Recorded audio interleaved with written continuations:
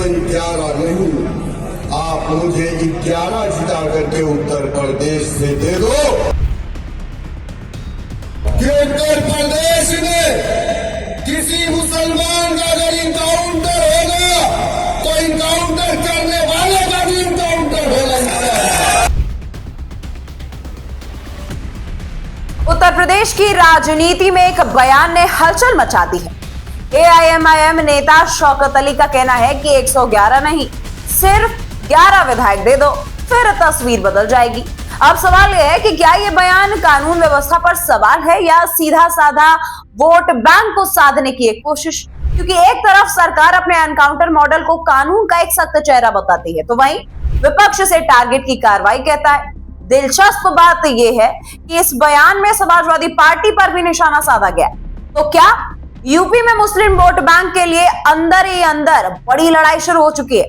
चुनाव नजदीक आते ही ऐसे बयान आखिर क्यों तेज हो जाते हैं? क्या ये सिर्फ सियासत है या फिर आने वाले चुनाव का एक ट्रेलर? फिलहाल बयान छोटा है, लेकिन इसके पीछे की राजनीति बड़ी है।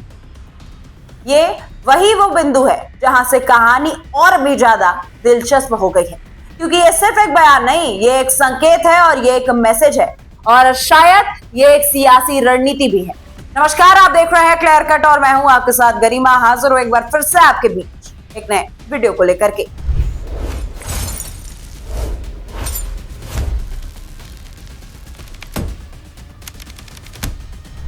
दोस्तों, उत्तर प्रदेश की राजनीति हमेशा से ही समीकरणों की राजनीति रही है, जहां जाति, धर्म, वोट बैंक ये तीनों ही मिलकर के सत्ता का रास्ता जो है वो तय करते हैं।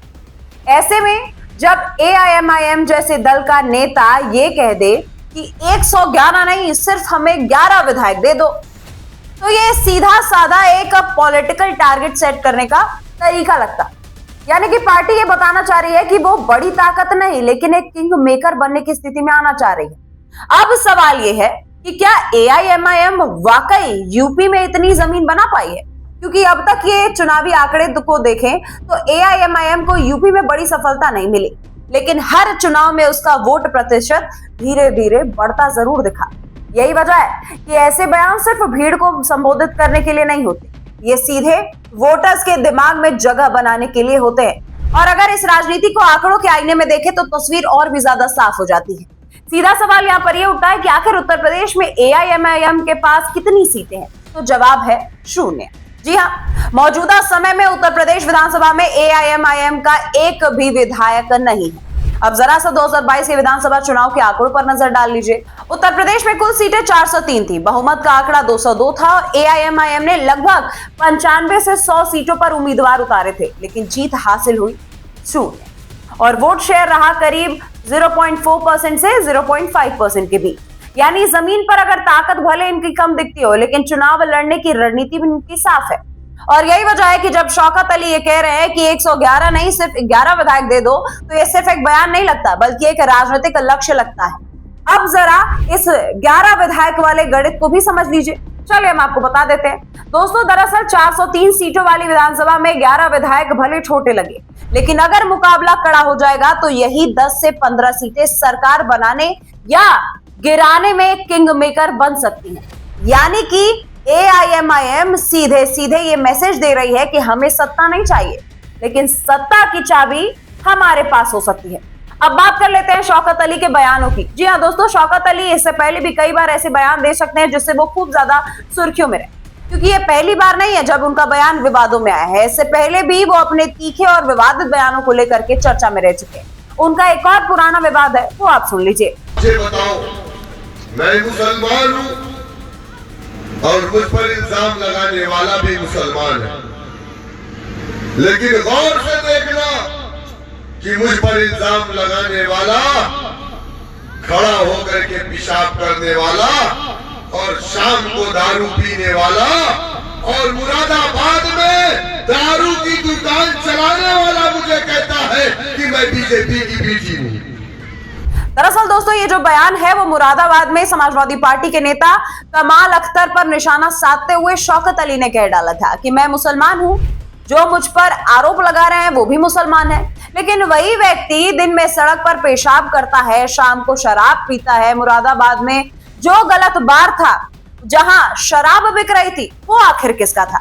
नगर निगम में उस पर ताला लगाया था, क्या वो किसी विधायक का नहीं था? और ये लोग सवाल मुझ पर खड़ा करते हैं, मुझे ही कहते हैं मैं बीजेपी का बी पार्ट हूं। यानी मैसेज साफ है कि शौकत अली सिर्फ सरकार पर ही नहीं बल्कि विपक्ष के अंदर भी सीधे और तीखे हमले करते रहे हैं।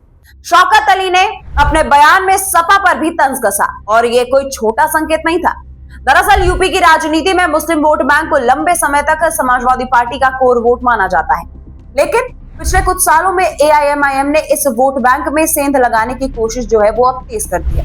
यानी सीधी लड़ाई सिर्फ बीजेपी बनाम विपक्ष नहीं है, बल्कि विपक्ष के अंदर भी एक इनविजिबल वॉर जो है वो चलने लगा है। एक तरफ समाजवादी पार्टी है जो अपने पुराने समीकरणों को बचाना चाह रही है, तो वहीं दूसरी तरफ है एआईएमआईएम जो उसी समीकरण में अपनी जगह बनाना चाह रही है। अब जरा दोस्तों इस बयान की टाइमिंग के हिसाब से हम आपको समझाएं तो चुनाव भले अभी दूर है, लेकिन राजनीतिक माहौल बनना अब शुरू हो चुका है। 2027 में चुनाव है, लेकिन राजनीतिक माहौल अभी से गर्मा चुका है। और ऐसे वक्त में अगर कोई नेता इस तरह का बयान देता है तो वो सिर्फ एक प्रतिक्रिया नहीं होती, बल्कि एक नैरेटिव सेट करने का एक बहुत बड़ा तरीका हो जाता है। दोस्तों इससे पहले आपको बता दें कि यूपी में एक एनकाउंटर पॉलिटिक्स भी है। जी हाँ, ये बात क्यों आ रही है सामने, इसको भी हम आपको समझा देंगे। दरअसल उत्तर प्रदेश में पिछले कुछ सालों में एनकाउंटर का एक बहुत बड़ा राजनीतिक मुद्दा रहा है। सरकार इसे कानून व्यवस्था की सख्ती और अपराध पर नियंत्रण का तरीका मानती है, वहीं विपक्ष इसे चुनिंदा कार्रवाई और डर का माहौल बनाने वाला कदम मानता है। अब इसी मुद्दे को लेकर के एआईएमआईएम ने पकड़ने की कोशिश कर ली है। यानी एक ऐसा मुद्दा जिस पर भावनाएं जुड़ती हैं, राजनीति जुड़ती है, और अब सवाल ये उठने लगा है कि क्या ये रणनीति काम करेगी। इसका जवाब अभी मुश्किल है, ये तो आने वाला वक्त ही बताएगा कि आखिर ये राजनीति काम करती है या नहीं। क्या मुस्लिम वोटर्स जो है वो इनके बयानों से प्रभावित हो पाएंगे, क्योंकि यूपी का वोटर सिर्फ भावनाओं से नहीं बल्कि जीतने वाले समीकरण से भी प्रभावित होता है, और यही वजह है कि एआईएम को भी अभी लंबा रास्ता तय करना। फिलहाल दोस्तों शौकत अली का ये जो बयान है वो काफी चर्चा में है और ट्विटर पर भी ये जो उनका बयान है वो ट्रेंड कर रहा है। आप इस बयान को सुनने के बाद आपकी इस बारे में क्या राय है? क्या आपको लगता है कि एआईएमआईएम जो करने की कोशिश कर रहा है इस बयान से, ये जो 111 विधायक नहीं सिर्फ 11 विधायक दे दो, इस बयान पर जो राजनीति और जो नैरेटिव सेट करने की कोशिश शौकत अली कर रहे हैं, क्या आपको लगता है कि क्या वो सफल हो पाएगा? कमेंट सेक्शन में अपना राय को लिखना मत भूलिएगा। फिलहाल के लिए आज के लिए बस इतना ही, मुझे दीजिए इजाजत, नमस्कार। This video is sponsored by Ram Ram Group of Companies, co-sponsored by Nature House and Bhaiya Ji Silver Coated Elaichi.